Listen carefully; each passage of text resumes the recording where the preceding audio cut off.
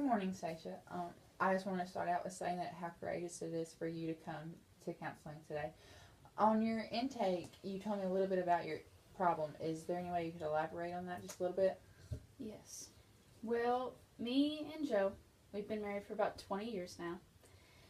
And it just makes me really angry to think about him because we're going through a divorce process and I have two kids with him and I feel like he's been cheating on me. And to even think about that really makes me angry. Angry. Yes. He comes home from work and he doesn't want to talk to me. All he wants to do is maybe say hi to the kids, maybe spend some time with them. But other than that, he just wants to, eat and watch TV, Sports Center, go to bed. Never wants to help with the kids, never wants to help with the chores or the dishes or anything like that. And I just feel like he's spending his energy elsewhere. Elsewhere is in where? I I don't know anybody for sure, but I just get the feeling when he comes home and I just maybe smell, I don't know if it's me going crazy, but I just, perfume or something on his clothing, and I just feel like his energy is being spilled elsewhere. Okay. Elaborate a little bit more. Well, when we first got married, you know, we spent a lot of time together and we spent a lot of time talking and being intimate. And as the years have passed, two kids grown up, and I just feel like his energy is just not on me. I feel like it's either at work or it's watching TV. Just when he comes home, he's not excited. He doesn't want to talk to me. It just feels like his intimacy is somewhere else. Is that your only issue? Is that you think his intimacy is somewhere else? Or do you have other issues anywhere else? You mean in our marriage? Or in, we'll just talk about the marriage and we'll leave the kids out of it for now, just your marriage. Okay, so just me and Joe. Well, yes, other than him not helping around the house, I just feel like I'm the only one working to help our marriage. I feel like he's just going through the everyday motions. He's not really helping out. Okay. On your intake, you said that y'all were filing for divorce. So that's final. It's pretty final. It's in the final process right now. We have to sign and everything like that, but all the paperwork has been done and everything like that.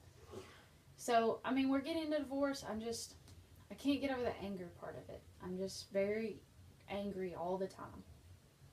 And it carries over to my everyday life. Are you still? Tell me more about your everyday life. What does your day consist of? Well, I get up and I work out, thinking, that might help get some energy out, get ready for the day, and then I go to school. I'm a teacher, and the kids, I love them, but I just get angrier than I used to. Small things they do in the classroom and talking, I just act in a way that I shouldn't towards them, and I feel like that's my marriage carrying over into that. And then after school, I coach basketball, so I go to the gym, and my kids are good, and they kind of help release some of that. But then when I come home to my everyday, my family and stuff like that, that happiness goes away. And I feel like it's because that anger carrying over from my marriage. Okay. So you're happy when you're not around your marriage. Well, basketball's always been a happy spot for me. Basketball kind of gets my mind off things, and it kind of helps. And I feel like that's kind of what's keeping me together right now, is having that time away. And don't get me wrong, I love my kids. I love spending time with them, and that helps a lot. But when I go back to them and I see them, I just think of their father, and that just brings that anger back out. Where do you feel this anger at? It's in my chest. It's kind of powerful. Okay. Does it go anywhere else, or does it stay in your chest? No, it stays in my chest for the most part. Okay. What do you do to relieve this anger? Well, basketball helps a lot. Being around it, practice, watching the girls play, um, working out in the mornings, that helps. But I just feel like that doesn't get it all out. I'm still angry after that. What are some other things that you think that could undo this anger? Maybe, at times I've thought it might help to, talk to him, talk through it, see if this cheating was really happening, because I feel like in the back of my head, when I think that he could possibly cheating or he could have possibly cheated on me the whole time, that makes me angrier. So I think that might help through, but I don't know if he'll be honest about it, and then that makes me even angrier. So I don't, other than working out and kind of, just getting through the process, I don't really know. Maybe talking to him. Other than that, I don't really know. It's hard. So what I hear you saying is that you choose not to talk to him because it could possibly make you angrier, because he might lie. Is this correct? It is. It is.